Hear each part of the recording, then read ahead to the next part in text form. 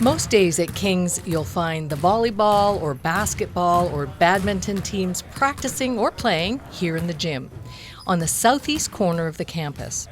Or there may be people lifting weights or using the cardio equipment upstairs. There are offices here too. But plans are afoot that could mean big changes for all of these users of the King's Gym building.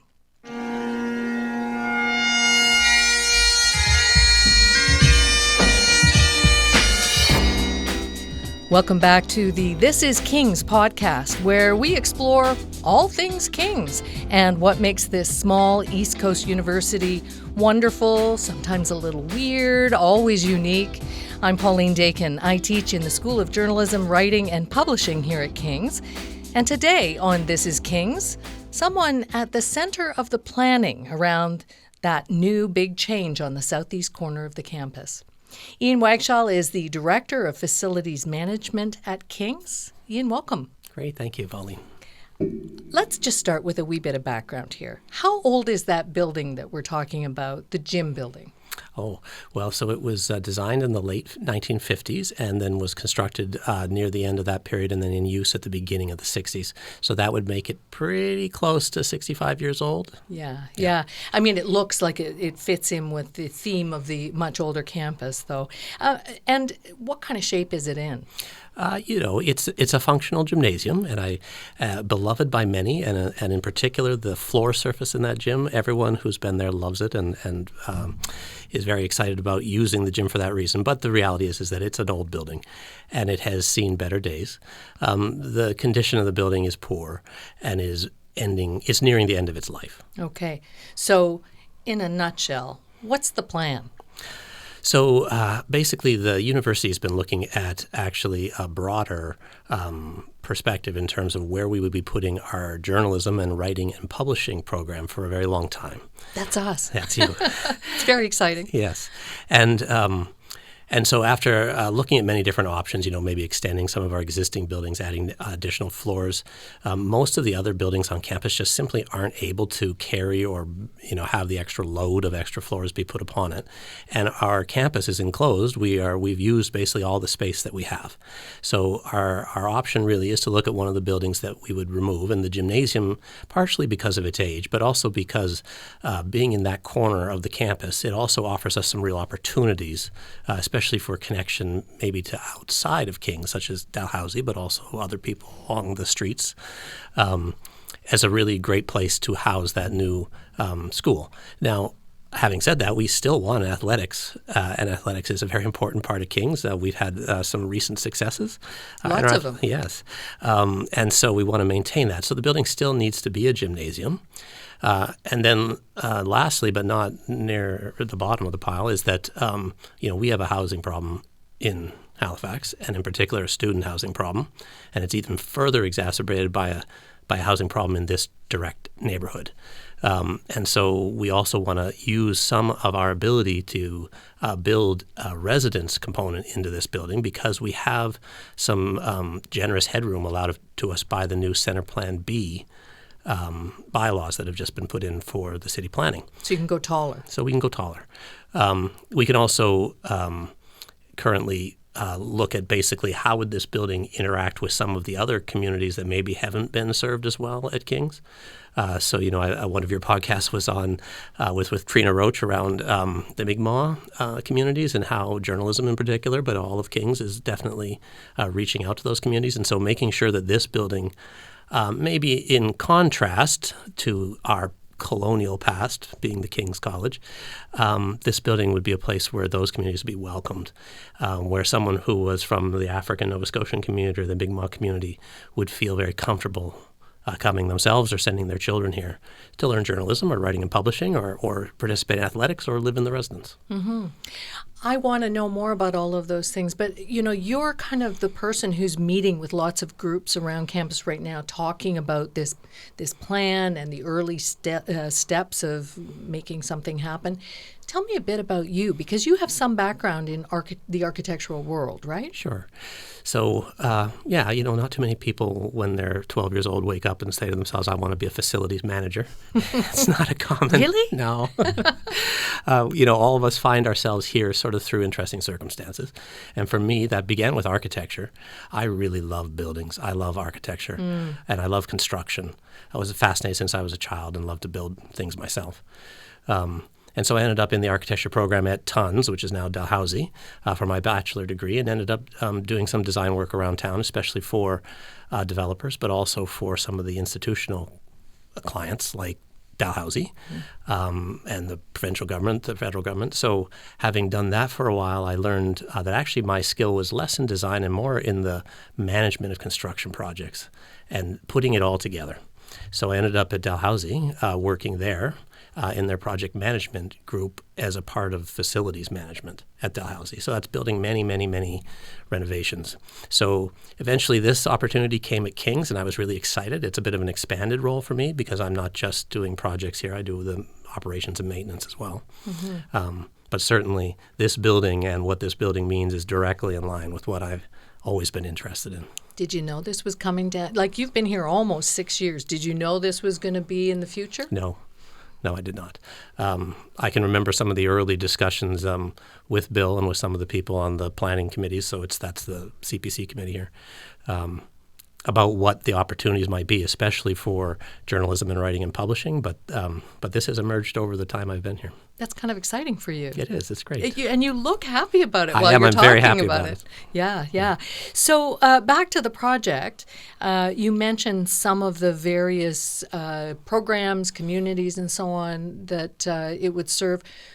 What would this place look like? Do you know? Well, so this is not an easy design exercise. The existing King's College is a beautiful campus. It is a very well-designed campus. The original architect, Andrew Cobb, is well known for his quality, all through many other projects on campus and also on Dalhousie as well. And so the campus has great architectural bones. However, then when you want to add or make changes, and you noted early that the existing gym just sort of fits in, and part of the reason why it fits in is because the designers in the 60s really just followed the same master plan that Andrew Cobb had set out in the 1920s and 30s. So what we do now really has to be done by a very skilled architecture team who is able to both synthesize those neoclassical Beaux-Arts elements and be able to build a new building that speaks to a future for King's.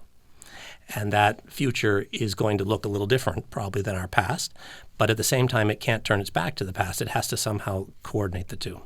So a large part of really my role is just to assemble the right team of people to be able to design that well. And as a result, I have tried very hard not to presuppose what the building is going to look like, and to give that architecture team a real open slate, as architects and artists always do need to have, so they can do something really exceptional. And I think, so we did engage Diamond Schmidt and Abbott Brown were the local architect. So Diamond Schmidt's out of Toronto, Abbott Brown is local, to be those people. And they are currently now going through the initial pre-planning phase, or before we start the full design, to start to flesh out what that means. What is this building really going to look like? And everyone wants to know, of course. Everyone wants to know, partly because it's so beautiful now, and no one wants what we have to be any lesser. And that's certainly what this architecture team has been tasked with. This building has to make King's even better. Yeah, we're steeped in that tradition, but we're also trying to incorporate other traditions, and yeah, it's a lot. It's a lot. Yeah. But it's a lovely challenge. It's the kind of challenge architects become architects for. Right. It's that career job, I'm sure. Is. And we had lots of people expressing interest in the original part of this project, right? We did. We had 17 architecture firms from all across Canada, as well as some European partners, who were all very interested. We had an excellent pool of candidates for the architecture team. Isn't that great? Yeah. So where is the process at right now? So so it's difficult people use different names for this, but we are actually before the design. So often in university terms, facilities terms, you call that in the planning phase. So this is where you're thinking about how big might the building be just in terms of massing. So sort of like Lego, if you were just putting Lego blocks on the site, how big would it end up being? How many people can you fit in there? Like how many beds, how many classrooms, how big of a gym? And then the big question, how much will it cost? Mm-hmm. So right now you're trying out a whole bunch of different options. You don't want to get stuck too quickly on any one particular. And it's like, okay, if we try the gym here and we have the School of Journalism there and we have so many residence rooms, what might it be like? Mm-hmm. So this phase of the design is that early part where we're trying to go through all those options. And then at the end of that, which should be about April or May of this year, come to a conclusion as to one of those plans, one of those conceptual designs that we think is the most viable for King's. And then having done that, we then go out and actually begin the design process that most people think of as design, where you start thinking about where are the windows, where are the doors, where's the walls, is it made out of stone, is it made out of other materials? That's later. And specifically for a School of Journalism, which is very multimedia now, it has to be a technologically advanced building more than the older buildings that we kind of do the workarounds in, right? Yes. Yeah. How much will faculty and staff and students and alumni and so on have to say about what this all ends up being, assuming it goes ahead? Sure. Hopefully a lot. Many people have already begun to speak. So we've started a full engagement process, which in some, internally we call it engagement, but also it's about building relationships in some cases with people who haven't normally been part of the King's milieu. So especially dealing with people in the Mi'kmaq community and also African Nova Scotian community, actually going out and talking and saying, what would you do? And then internally going through, starting usually we start at the top and go through all the different hierarchies and then make sure that we have, everyone who has a really strong sense that this is King's and this is my home and this is the place that I have invested my career in or my education in. Usually those people show up then to our engagement sessions and give us their opinions. But maybe through this podcast or through other means, more people might be interested and they will come to these events. We definitely want to hear everyone's opinion. And in particular, I find often King's is exceptional in this way. People who maybe aren't currently involved might come up with something really exceptional. And it's great for the architects to hear that and be able to then incorporate it into the work.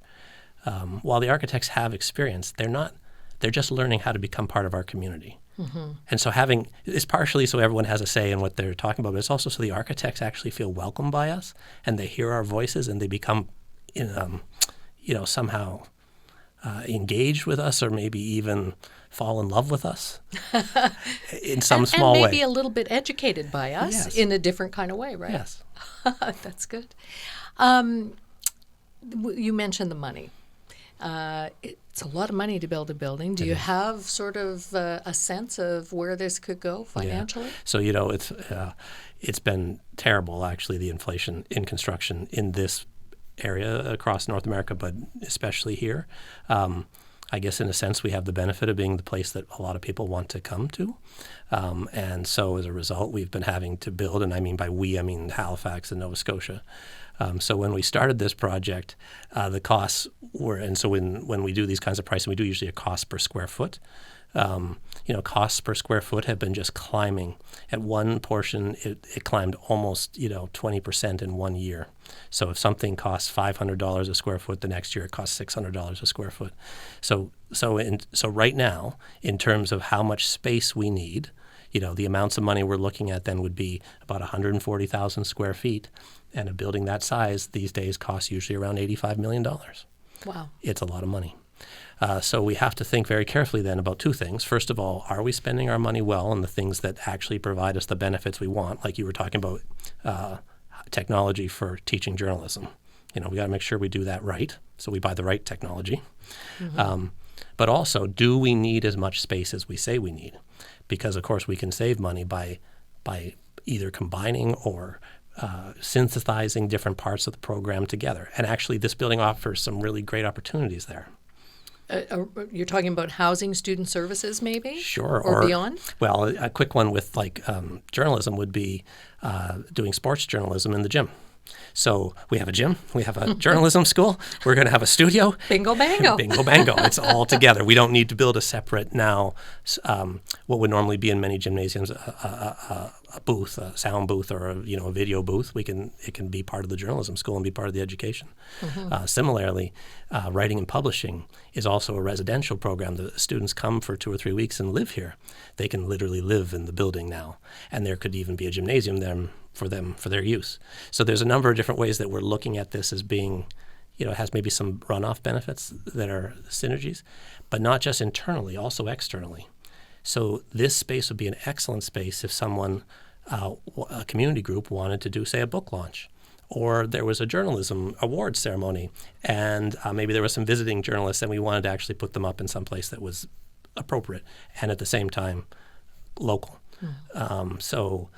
And then on top of that, we have Dalhousie. So we have a wonderful adjacency, which maybe now we can reach out in a more deeper way, and also they'll reach back and have some opportunities to use our space too, as well as we use theirs. So you can see all kinds of ways in which it might be good value for dollar, who knows? Yes. But where are we getting the money? Yes. So that's a key question. Any building of this type obviously will be interesting to governments for the reasons they'll be interested in. Hopefully we have an interest in journalism and in the future of journalism. I think there's lots of good arguments for why that needs to be funded. And This week in particular. It is the week of January the 20th, yeah? Yes, we can see why it's important to have a strong and very well-educated, population of journalists. But then also, we're going to need some kind of private interest in the project. Some people who are, willing to really say, look, I believe in what King's is doing. I see the future that King's is offering, and it's worth it to invest in this. And then in a small way, but not insignificant way, there'll also be some small revenue generation that comes as a result. I mean, when we don't actually really use our residents for making money. It's not a money-making venture, but there is a small amount of revenue. It can't pay for the whole building, but it could pay for a portion of it, as well as the opportunities for conferences or being able to rent the space or have other community groups use the space. So there is some also money generation that the building will bring in excess of what we have. But certainly we'll be looking very strongly for government support, and then also some private support to help us get there. Nobody's spending that kind of money lightly, though, No. are they? Yeah. I remember hearing about a new J school in various kinds of designs or changing things to make more space for the J school for maybe 8 or 9 years, pretty well when I arrived. And there have always been people who have said, it's never going to happen, for all of those financial reasons. I'm asking you to stick your neck out a little bit. Ian, do you think it's going to happen? I do. And, but I'll tell you, here's how it's going to happen. It's going to happen not because we design a inexpensive building that is just the minimum amount needed so that the cost is as low as possible, and therefore we maximize the benefit per dollar. It's going to be successful, and someone is going to back it because they see it as being something that's really valuable and special and that they want to be a part of. This building needs to knock people's socks off. It needs to be somehow have the wow value, just like King's does have a very elegant wow value as you walk into the quad, especially in the morning, and the sun is shining across the trees. Or when the magnolia's blooming. And you realize, wow, this is a special place, and it is something worth preserving. And I think a lot of people who have had the experience, maybe they're alumni or their kids have come to King's, they see that and they know that. For people on the outside, it may not be as obvious. But this building needs to really draw those people in, and they can say, yes, I think it's important. What happened to me or what happened to my children here at King's was so valuable. And I see this building continuing that, and I support the values that journalism has for democracy and others. And I see the value that athletics has. And I also know that it's great to live on campus. I want to help. And to that point, we should probably mention that the Chancellor of the University, Dr. Deborah Dean Little, she and her husband actually made the preliminary $1 million donation that has funded what's gone on so far, right? They have, and very generously. And also it's notable that they've also been very generous with their athletic scholarships related to the gymnasium itself as well. And so it's only by their help right now, back to your original sort of query, why should we believe it this time? We can believe partly this time because someone has finally stepped forward and said it's worth it, let's do it.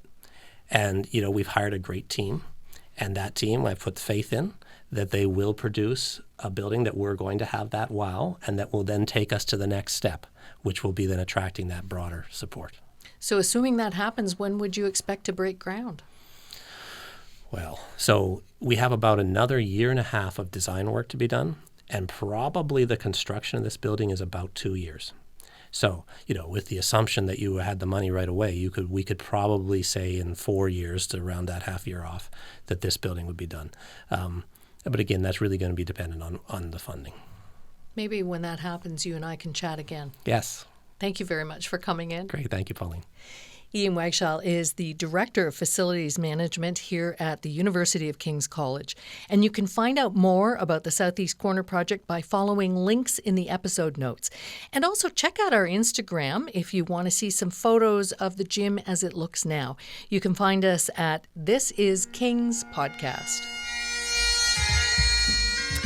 Well, thanks for listening. If you are a King's alum or student or just interested in campus life, follow us, give us a like. We drop a new episode on the usual streaming platforms every month during the academic year.